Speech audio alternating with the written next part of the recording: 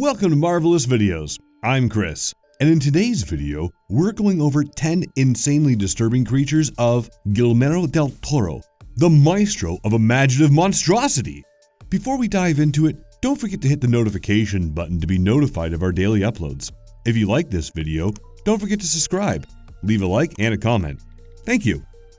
Guillermo del Toro is the master in legend whose veins are probably filled with ideas of monster designs. They're usually a creation of mythology and religion, but bear minimal humanoid traits. However, his designs are brilliantly original and are the result of his photographic memory, past experiences like dreams and nightmares, or simply a visit to an old church. He sketches these images and motifs in a little notebook that has witnessed the birth of almost all his monsters. Del Toro has established a legacy through films like Pan's Labyrinth that won 3 Oscars, and The Shape of Water that bagged him 2 Oscars for Best Picture and Best Direction in 2017. The uniqueness in his cinematic portrayals is derived from a variety of techniques. What makes them stand apart from other monsters is the fact that he relies heavily on special and practical effects. The Last Element from Hellboy anthology, or the titular Pan from Faun from Pan's Labyrinth. He says his creatures are a source of eye protein and don't settle for being eye candy. When Ofelia interacts with Pan the Faun, then she is actually interacting with the faun instead of just interacting with Doug Jones, the actor who played the creature. The impact that practical effects create on the actors during the shoot is more potent than the impact that simple props would create. In this video, we will take you on a journey into the great director's mind and the rationale behind his monsters.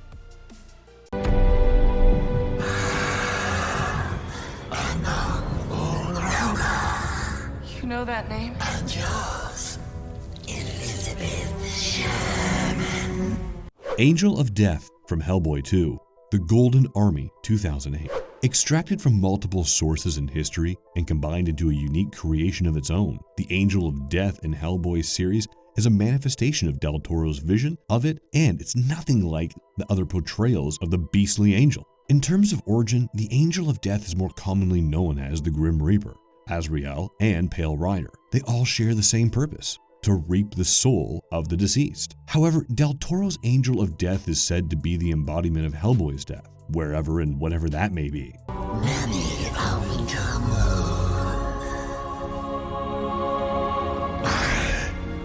I am his death. The Angel of Death is portrayed as a towering skeletal winged creature with claws and is shrouded with a rag for a robe. The appalling yet alluring feature of the Celestial is the numerous eyes on its wings, which move as per the fluttering of wings, a vague reference to its biblical namesake, portraying angels of having hundreds of eyes. Here, the angel's purpose is to offer Hellboy a choice at the crossroads of life and death, while also informing him that should he choose to live, he would be on the path to fulfilling the prophecy and the condemnation of the earth by his hands. Now it is his destiny to bring about the destruction of the earth. Guillermo del Toro envisioned the concept of this pioneering version of Angel of Death from one of his own visits to a Mexican church. He noticed that the archangels had eyes on every feather, and del Toro quickly took a mental picture of the painting and drew it in his notebook. This was later developed by concept artist Wayne Barlow and art director Norman Cabrera. Cabrera and his dexterous fingers soon created a 14-inch prototype sculpture, which del Toro instantly approved. However, the director gave a few finishing touches, like the mushroom-shaped bony structure on the creature's head. Without a doubt, the wings and the face are the mark of artistic marvel for the simple reason that the face has no eyes, and the wings have numerous eyes. This is in similarity to the Pale Man, who has eyes on his palms. Once the appearance was finalized, a life-size sculpture was created, based on actor Doug Jones's dimensions, who played the Angel of Death. It's beyond our imagination that in the film, the angel makes negligible use of computer effects and remains entirely practical.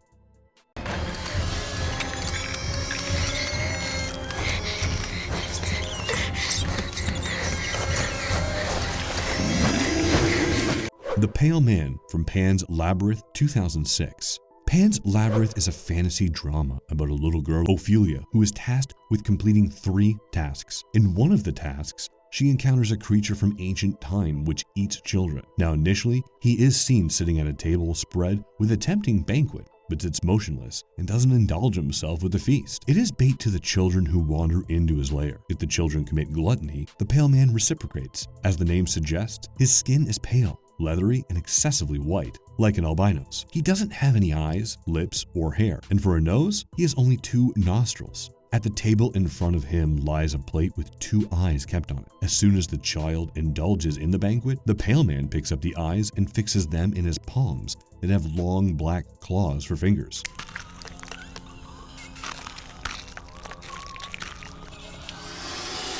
They seem to represent the eyelashes for the eyes on his palm. The pale man's room is filled with pictures of him devouring children who are begging him for mercy. There's also a pile of shoes in one corner, and it seems to suggest the pale man eats the children entirely, even bones and hair. According to Del Toro, the pale man represents all institutional evil feeding on the helpless. It's not accidental that he is A, pale, and B, a man. He's thriving now. Like many other characters created by Del Toro, the pale man has also been played by Doug Jones. The visual inspiration of the pale man comes from Francesco Goya's 1823 painting called Saturn Devouring His Son.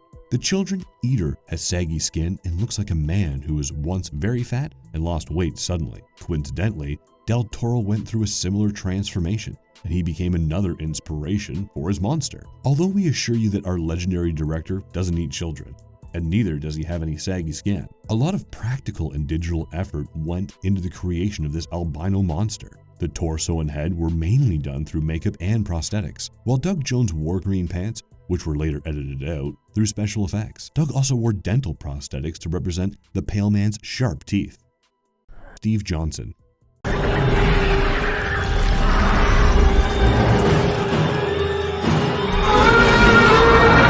The last elemental or forest god from Hellboy 2, the Golden Army. As the name suggests, the last elemental or forest god is the last surviving creature of its kind. It first appeared as a bean-shaped seed, and after it became in contact with water, it went through a series of magnificent evolutionary changes and turned into a 100-feet-tall plant-like green monster with long and powerful tentacles. His head was masked with petals that wrapped a glowing energy ganglion. This ganglion resembled its brain and presumably its source of life. As the last elemental transformed further, it grew on itself plantations of mosses and ferns. When it's finally shot in its energy head by Hellboy, its heavenly and godly blood spread around to force a rapid growth of vegetation and roots.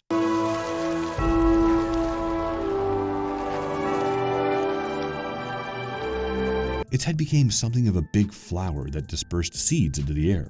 Like many Hellboy creatures, the last elemental was the first conceived by Guillermo del Toro's notebook, but unlike many of his characters, this green monster was cinematized using CGI, and only the first draft model was practical. Francisco Ruiz Velasco worked on del Toro's design and provided further detailing.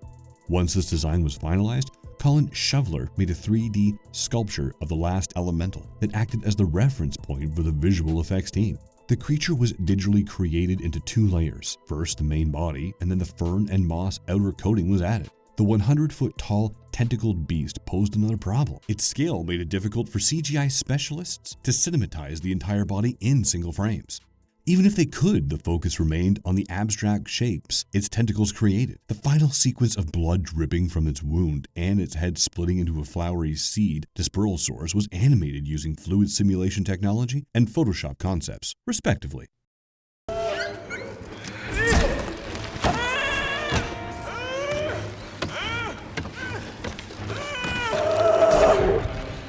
Crimson Phantoms from Crimson Peak, 2015. The term phantom is defined as a ghost, a figment of one's imagination. This is part of the crux of Del Toro's 2015 Halloween masterpiece, Crimson Peak. The other half is the revelation of the gruesome tragedy that is the Sharp siblings' life at the expense of Edith Cushing, later to be known as Edith Sharp, when her marriage to Thomas seals her pained fate. The significance of the adult gothic romance lies in Del Toro's unique touch of terror, personified through the Crimson Phantoms. The visual imagery of these entities is indeed grotesque and horrific. However, they are also highly symbolic, depicting the ends to which Thomas and Lucille had gone to try and preserve their rotten and ill-fated relationships. The use of vivid color is representative of the emotions behind every action in the movie. Beware of Crimson Peak. For instance, the initial scenes are painted in a warm yellow, signifying that all is well in Edith's little world in New York. Contrastingly, the scenes gradually descend into a dreary gothic aesthetic, implying impending doom for the residents of Allerdale Hall. In the same manner, almost all the ghosts encountered by Edith throughout the movie are illustrated in a crimson color, much like blood, an ode to the title of the movie and the location of Allerdale Hall. Each ghost was unique yet similar. They were all brutally murdered by either Thomas or Lucille, with the exception of Edith's mother, Baby Sharp, and Lucille herself. Every ghost was distorted in a way that explained how they were killed. A split skull from blunt force of a meat cleaver, for example.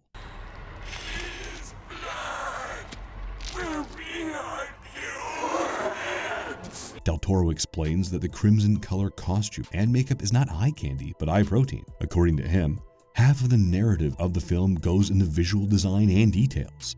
So they have to be immersive and not just exist for the sake of existing. They should mean something more and something that would enrich your visual experience, like proteins, instead of just pleasing your visual taste buds without doing any good.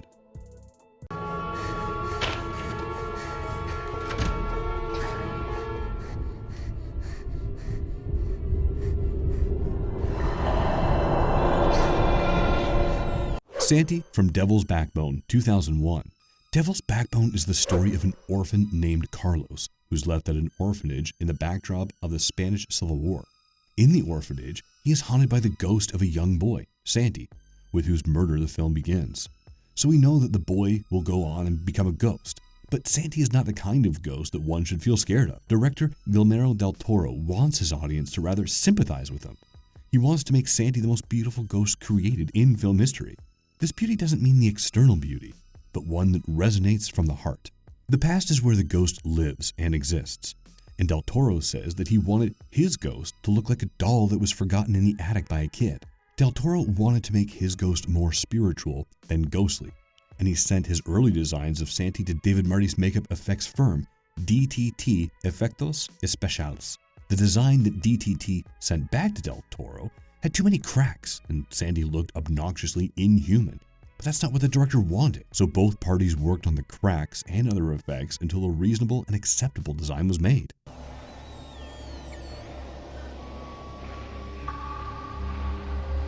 Del Toro gave his apparition black eyes with tears of oxidized liquid, almost like tears of a statue. The oxidized imagery is spread generously throughout the film in walls, abandoned bombs, and pools. These tears of rust had a lasting impact on the audience, and moreover, they had a greater meaning in the movie. Mario Bava was clearly an inspiration in the color schemes used in the film. The supersaturated use of the color white stands as a perfect example. Del Toro describes Devil's Backbone as the sibling film of Pan's Labyrinth.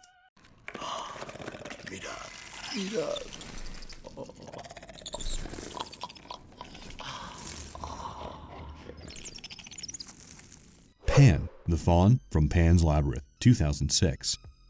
Fauns are half humans and half goats that originated in Greek mythology. The faun god Pan is known to indulge in wild celebrations of wine and sex, while fauns are known to seduce humans and animals alike. However, the Greek god Pan and Del Toro's Pan don't share any resemblances except their appearance and a mild association to sexual motives. In the film, Pan the Faun is the titular Pan who runs the show and assigns 3 tasks to a young Ofelia. He's a tall creature with horns of a ram and skin that looks like tree bark. Furthermore, he's a beautifully complex creature in appearance, with spiral figures carved on his forehead and body. Initially, he looks old and fragile, but he rejuvenates into a younger self as the film progresses.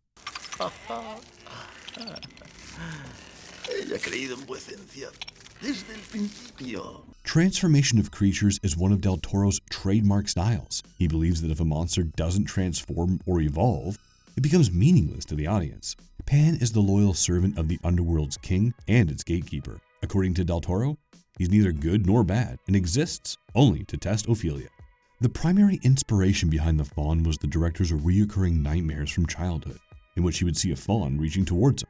This grotesque visual imagery remained embedded in his memory, and Del Toro finally gave a visible and tangible shape to his childhood monster.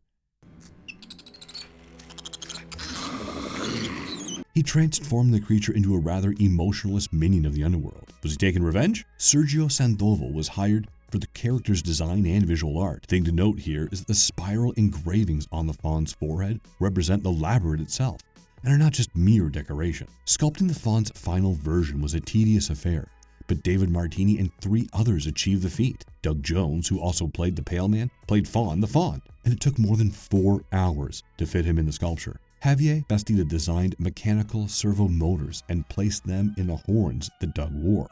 This is how they were able to control the Pan's eyes, ears, and nose. Unlike humans, the Faun has 2 joints in his legs, and to effectively portray them, the digital and practical effects team joined hands. Doug wore green pants, which were later edited out. The end result was a breathtaking piece of art, something that helped Pan's Labyrinth win the 78th Academy Awards for Best Cinematography, Best Makeup, and also Best Original Score.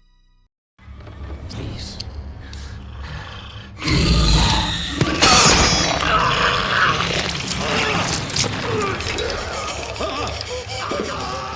Judas Breed from Mimic, 1997. When Manhattan gets plagued by disease-spreading cockroaches, a scientist genetically engineers a mutant insect species to kill the cockroaches. This new breed, called the Judas breed, was supposed to die after 1 generation, as they were all created as females. However, they started evolving into a dangerous species with the ability to mimic their prey, including humans. These primary antagonists of the film developed and evolved more than 1,000 times in a span of a few years. They could rip off faces of dead humans and use them on their heads to mimic better. They wrapped their wings around their bodies to look like a person wearing a long overcoat in the most evolved stage. The Judas breed acquired the ability to mimic from the mantis DNA, having been created by splicing the DNA of termites and mantises. Their powerful pincers allowed them to rip humans. However, these 6-legged, monstrous insects could not mimic human speech. Guillermo del Toro himself designed the first concept art for the Judas breed, or mimic, and it was clear from the drawing that del Toro wanted the audience to see a person in an overcoat, but also realized at the same time that it was not a human. Del Toro used his brilliant mind to use the creation's biology to derive its ability to mimic humans or other prey.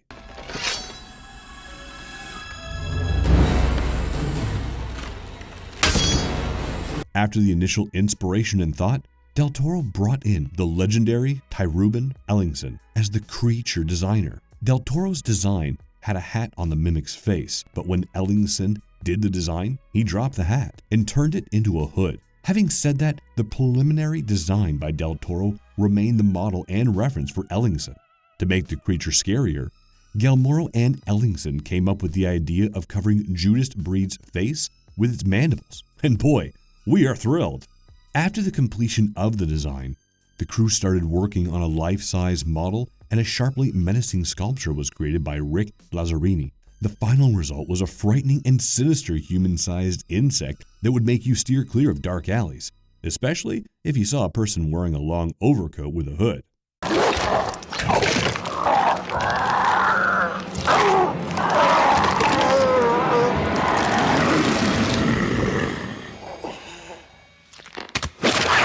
The Jangly Man from Scary Stories to Tell in the Dark, 2019. The Jangly Man is clearly the creepiest monster of this film, which was co-written and co-produced by Guillermo del Toro and directed by Andre Overdahl. This extremely flexible supernatural monster was inspired by stories like Aaron Kelly's Bones and What Do You Come From? The Jangly Man is a pale, waxy, leathery creature whose body is probably decaying.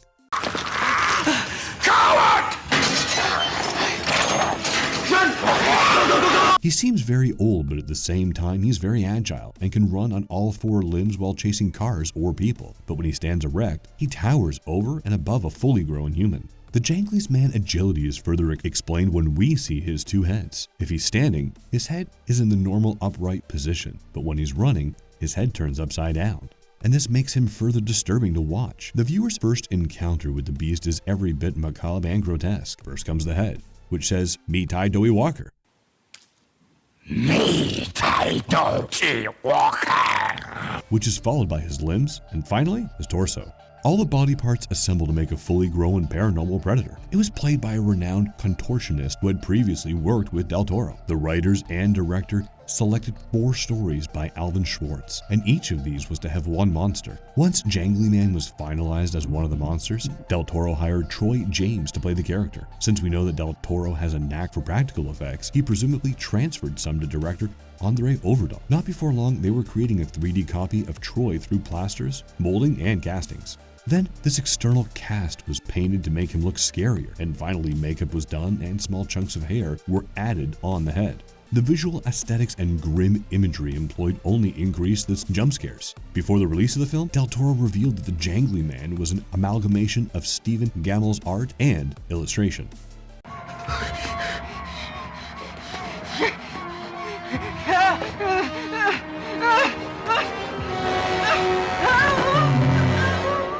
Pale Lady from Scary Stories to Tell in the Dark. As the name suggests, the Pale Lady's skin is pale and abnormally white. She's the distorted and disproportionately fat woman with feathery hair and faint lips that have a whimsical smile stretching from one end of her face to another. She has a negligible neck and seems like her head is fixed to her shoulders. When she walks towards you, she's in no hurry, but she is persistent with and the knowledge that she is continually closing the gap between her and you is frightening. Pale Lady was created by Alvin Schwartz, and Gammell illustrated her in trundles of ink, as Del Toro would put it. Making a life-size model of such a character with such less material to go on was difficult for the practical effects crew. But when the final design was ready, director Overdahl and writer Del Toro did justice to Schwartz and Gammell. Del Toro has been making movie monsters for the past 30 years, and his experience and expertise came in handy when Pale Lady started posing problems. Some might compare her with the Pale Man from Pan's Labyrinth, but she's nothing like him. He was a child-eating monster who gave jump scares. The Pale Lady, on the other hand, gives you a psychological terror, which you'd take with yourself to bed after watching the film and be scared even the next morning. In an interview, Del Toro revealed that Pale Lady was his most favorite character from the film, solely because of her smile. It might seem harmless, but you'd still doubt what her intentions are. Interestingly enough, in the original story, she is a protagonist who warns people against dangers, but in the film, she's portrayed as a minor antagonist. For the purpose of this video, we couldn't include other famous monsters by Del Toro, but we'd love to know from you in the comments what you thought about the creatures that featured on this list. Let us know which one's your favorite so that we can make a separate video about them. And if you liked our content, don't forget to leave a like and subscribe to us if you haven't already. Have a good one and be safe. Thanks everyone.